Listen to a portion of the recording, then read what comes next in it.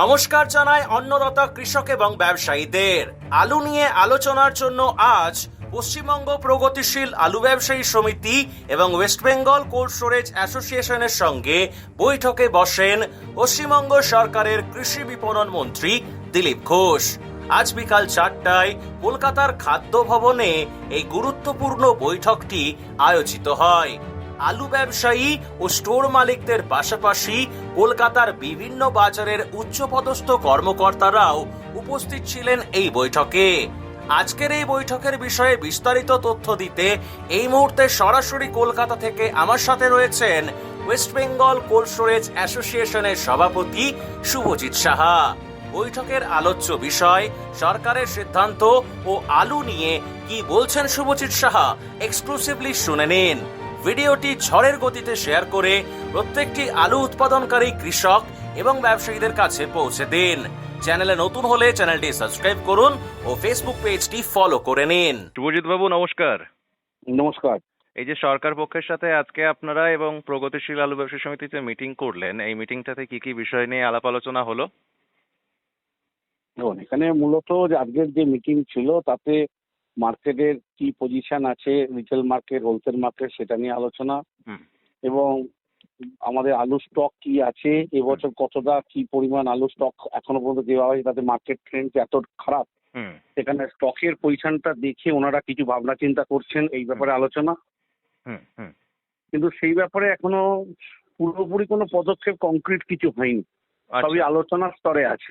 আচ্ছা, অতএব সেই জায়গায় কোথায় আলু যেতে চাইছে পারে, কতটা পরিমাণ আলু যাবে বাইরের রাজ্যে, এইগুলো আমাদের যারা প্রগতিশীল আলু ব্যবসায়ী সমিতির নেতৃত্ব ছিল ওনাদেরকে বলেছেন যে এগুলো বলতে, তারপরে এটা নিয়ে ভাববেন।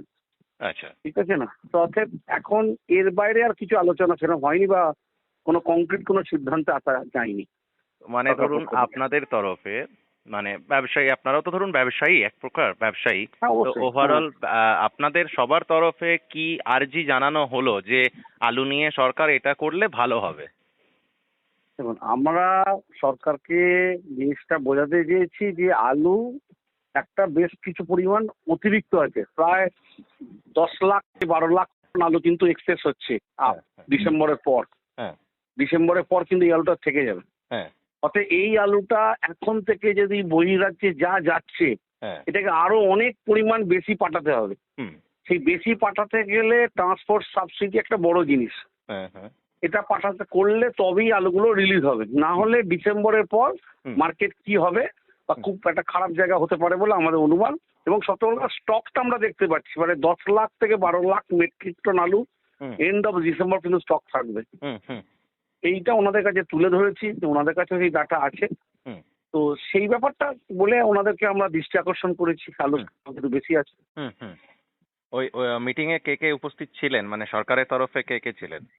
স্বাস্থ্য মাননীয় বিভাগীয় মন্ত্রী দিলীপ ঘোষ মহাশয়, ডিপার্টমেন্টাল সেক্রেটারি ছিলেন, স্পেশাল সেক্রেটারি ছিলেন, এনফোর্সমেন্ট ব্রাঞ্চ ছিলেন, নাবার্ড ছিলেন, আরো আধিকারিকগণ সব ছিলেন এবং আমাদের কোল্ড স্টোরেজ অ্যাসোসিয়েশন তরফ থেকে আমরা 3 জন গেছিলাম। ঠিক আছে, আমাদের প্রেসিডেন্ট আমি ছিলাম, এখানে পাস্ট প্রেসিডেন্ট ছিলেন প্রদীপ ভবন দে এবং আমাদের ভাইস প্রেসিডেন্ট ছিলেন সব আমাদের সত্যন বাবু, এবং প্রগতিশীল আলু ব্যবসায়ী সমিতির সভাপতি সম্পাদক মহাশয় ছিলেন। এই মানে এখনো পর্যন্ত তাহলে সিদ্ধান্ত কিছু নেওয়া হয়নি বা হতে পারে কিনা সেটা নিয়েও একটা ধোঁয়াশার মধ্যে রয়েছেন, তাই তো? না, কোনো সিদ্ধান্ত যখন হয়নি আমি আপনাকে কোনো ফুটফুল তো কিছু বলতে পারবো না।